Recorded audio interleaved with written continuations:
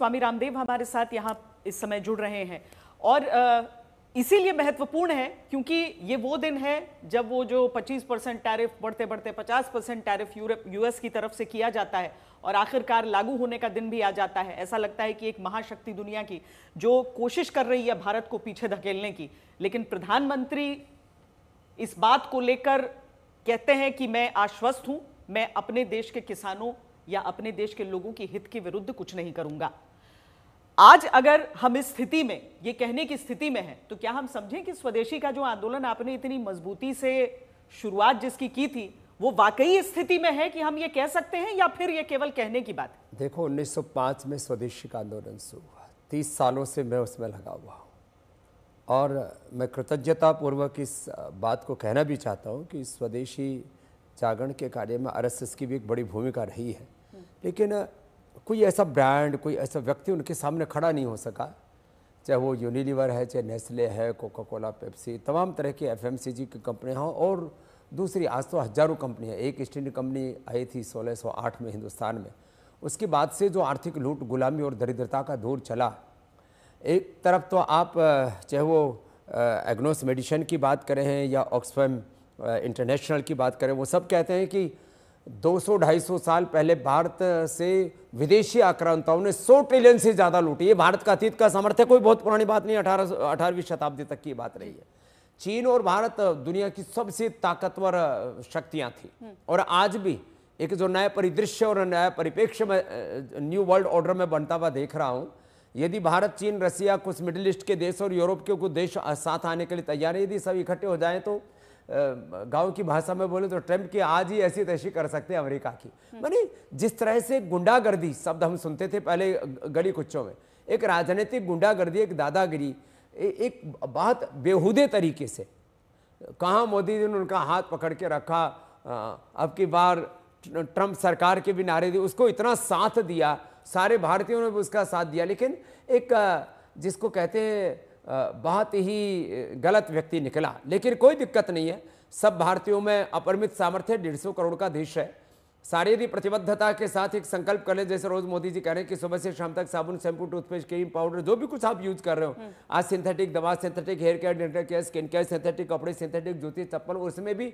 उपभोक्तावाद की आंधी में हम ऐसे खो गए कि विदेशी चीज जो है वो हमें लुभावनी लगने लगी। अब हमें ये सोचना पड़ेगा, आज चाहे वो प्राइस की बात हो, क्वालिटी की बात हो, हमारी चीजें किसी से भी कम नहीं, तो हर चीज में जिस दिन हम स्वदेशी का स्वीकार्य कर लेंगे, उस दिन ये सारी विदेशी ताकतें, श्वेता जी, भारत के सामने नतमस्तक होंगी। वो ताकत आज भारत के पास है, वो टेक्नोलॉजी है, वो एफिशिएंसी है, वो प्रोडक्शन कैपेसिटी है और पूरी दुनिया को झुकाने की ताकत। नहीं, यही मैं पूछ रही थी क्योंकि मैंने जब स्वदेशी आंदोलन से आपको जोड़कर शुरुआत की तो आजादी पूर्व इसकी शुरुआत जरूर हुई, उसे एक सिंबल बनाया गया हमारे अंग्रेजों को वापस भेजने के लिए, आपने स्वदेशी को एक हथियार भी बनाया था, पर उसके बाद आजादी के बाद सब भूल गए थे।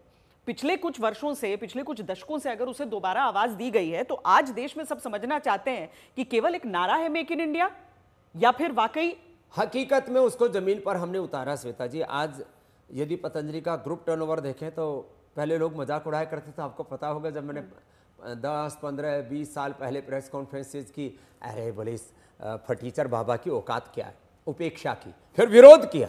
लेकिन आज लगभग पतंजलि ग्रुप का टर्नओवर की बात की जाए तो लगभग 50,000 करोड़ रुपए का हमारा ग्रुप टर्नओवर है। उसके पीछे मनसा कोई अर्थ को अर्जित करने के लिए नहीं, अर्थ के पीछे भी एक परमार्थ की भावना है कि देश का पैसा देश में और देश की भारत माता की सेवा में लगे, देश के उत्थान में उत्कर्ष में लगे। उसमें हमने पतंजलि गुरुकुलम, आचार्य कुलम, पतंजलि विश्वविद्यालय से लेकर के, क्योंकि हमारे लिए स्वदेशी मात्र एक प्रोडक्ट नहीं है, ये एक विचार है, ये एक संस्कार है, एक संस्कृति, एक स्वाभिमान है।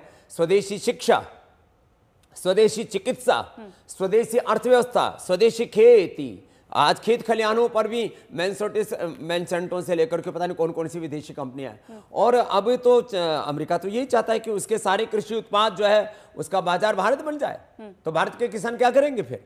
तो एक खाली एक कृषि उत्पादों तक की बात नहीं है, हर तरह से एक डोमिनेटिंग पावर जो है के रूप में कि जो हम चाहें वही वर्चस्व, ईगो एंड इग्नोरेंस बेस्ड एक वर्चस्व पूरी दुनिया में कायम करना चाहते हैं, ऐसा नहीं हो पाएगा। क्योंकि चीन की बात आपने की, चीन हमारा प्रतिद्वंद्वी है इस मामले में या फिर चीन हमारा सहयोगी हो सकता है? देखिए, अब सारी दुनिया में मैंने कहा कसम कस चल रही है कि आखिर अमेरिका की दादागिरी को कैसे तोड़ा जाए। हाँ। वर्ल्ड बैंक, IMF, WTO, सारे UNO, सब पर वो एक तरह से एकाधिकार करके बैठा हुआ है। तो पूरी वैश्विक जो अर्थव्यवस्थाएं हैं, वैश्विक जो ताकतें हैं, उन सबको का प्रत्यक्ष और परोक्ष रूप से नियंत्रण अमेरिका कर रहा है।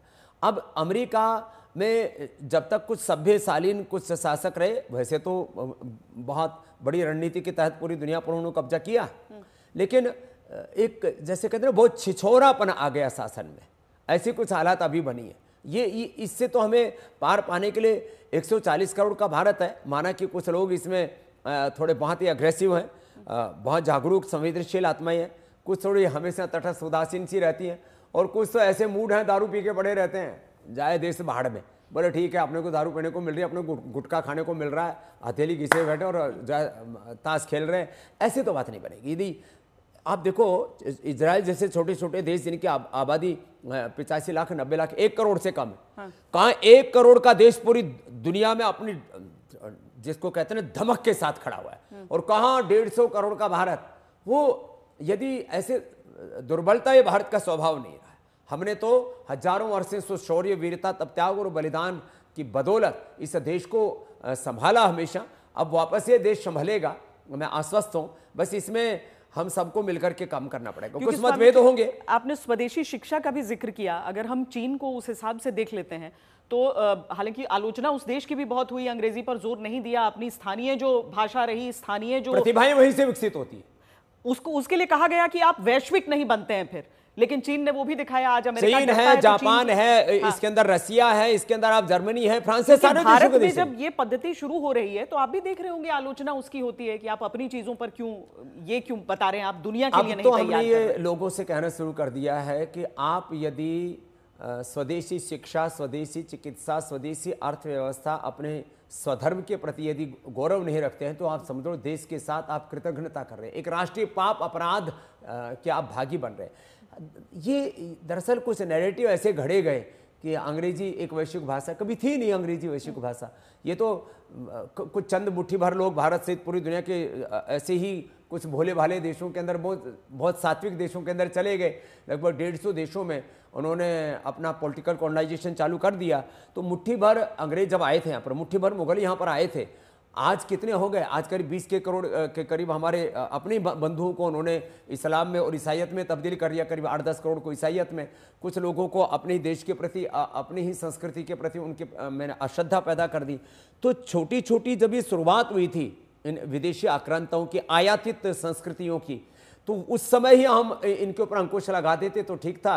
अब हमने तो पूरी ताकत लगाई हुई है कि हमें स्वदेशी शिक्षा, स्वदेशी चिकित्सा, स्वदेशी अर्थव्यवस्था को प्रतिष्ठापित करना ही है। और ये शिक्षा की, चिकित्सा की, आर्थिक की ये गुलामी, ये तमाम तरह का जो उपभोक्तावाद, इसके जगह पर अब ये राष्ट्रवाद का जो स्वर जो है ना जब प्रबल होगा, इसके लिए एक दृढ़ उत्साह चाहिए। कुछ लोग ऐसे ढुलमुल से रहते हैं, उससे तो बात नहीं बनेगी। यदि वैसे ढुलमुल स्वामी रामदेव होता तो मैं तो एक अनपढ़ बाबा के घर में, सरकारी स्कूल में, गुरुकुल में संस्कृत पढ़ करके, मेरी जो मूल मातृभाषा के रूप में मैंने जिस भाषा में पढ़ा तो मेरी संस्कृत भाषा रही है जी। और आज हम पूरी दुनिया में जाते हैं और पूरी दुनिया में पूरी ठसक के साथ, पूरी धमक के साथ ताल ठोक करके अपनी बात कहते हैं। और पूरी दुनिया के जो जिनका लाखों करोड़ का साम्राज्य, वो इन्वेस्टर्स हैं, वो भी आज मानते हैं कि नहीं, दम है भारत में। यानी भाषा, जो भी भाषा सब सीखिए, लेकिन सफलता की भाषा ही दुनिया समझती है। हम तो अपने बच्चों को 10 भाषाएं सिखाते हैं अपने गुरुकुल में, श्वेता जी। 10 भाषाएं। अच्छा। मैंडरिन, चाइनीज, स्पेनिश है, फ्रेंच है, इटालियन है, सारी भाषाएं सिखाते हैं।